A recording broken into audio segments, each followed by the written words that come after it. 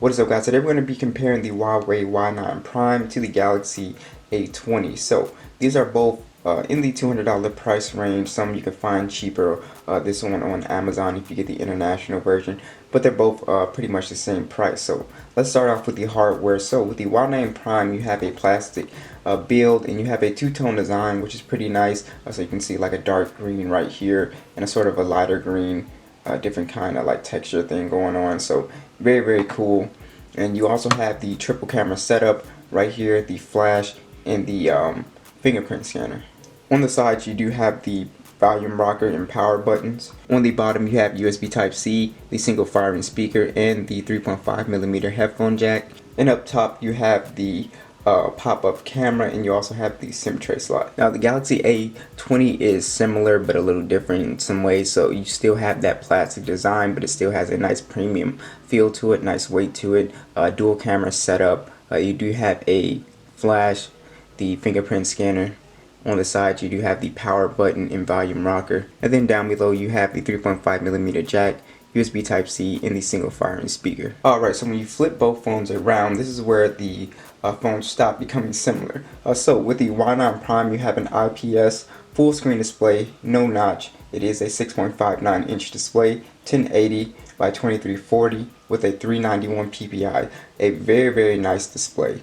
Now on the A20 you actually have a Super AMOLED display, very nice, a 6.4 inch, 720 by 1560, so the resolution is a little bit lower in 268 for the PPI. Now it's kind of like a weird trade-off you have to make when you're comparing the displays here. So as you can see, both displays look really good. Now the Super AMOLED actually gives off much better colors, it's more color accurate than the Y9 Prime's IPS display. But the Y9 Prime has a higher resolution, it's 1080p versus basically 720p, and you have a higher pixel density, so text looks a little bit sharper, and you also don't have that little water drop notch. So it really depends on, you know, what you prefer. Like me personally, I'll take the full screen display over the Super AMOLED display, but I'm looking at them side by side, and the Super AMOLED's colors are just beautiful, very accurate. But this is sharper, it does look sharper, 1080p. And it is a sharper display. So overall, you know, this only has the Super AMOLED display over it, and it is slightly bigger, and like I said, no notch. So you know, you have to kind of make that decision yourself. Let's go ahead and check out the speaker quality on both, starting with the A20.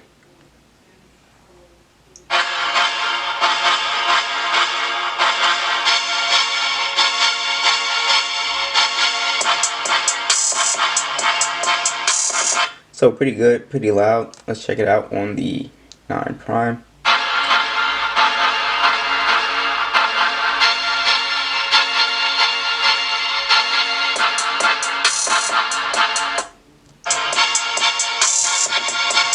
These sound almost identical, so I can't even tell the difference. So there's no real difference with the single firing speakers on this one. They sound about the same. On the A20 you have Android 9 with One UI. You also have the Exynos 7884 processor along with the Mali G71 GPU.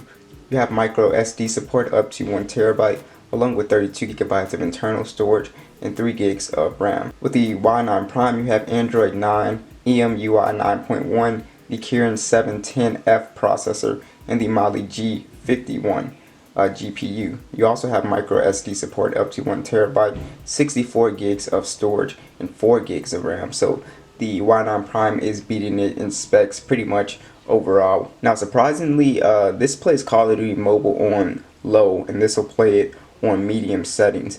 So that was pretty strange. So this does perform in games a little bit better than the Y9 Prime. Let's go ahead and run a quick speed test. I went ahead and cleared all applications out.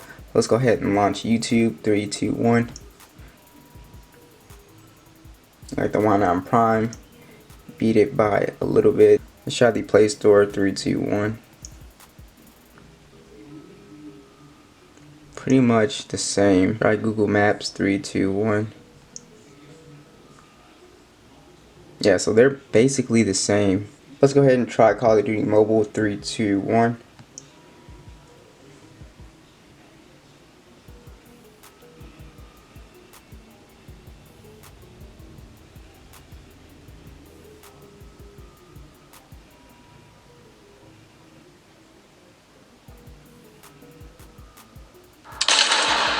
Wow.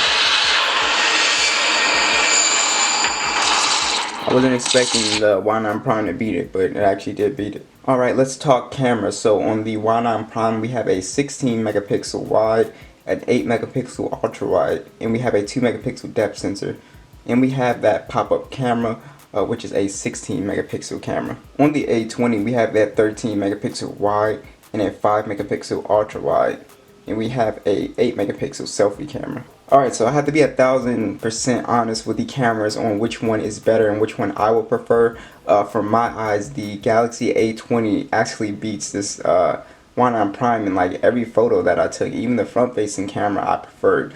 So let's get into it. Now I think a lot of that has to do with, when it comes to color, a lot of it has to do with the Super AMOLED display on here. It's just giving out better color. So you know, if I put them on the computer, it'll look a little bit closer, but I still think this is more color accurate, the A20, than the Y9 Prime.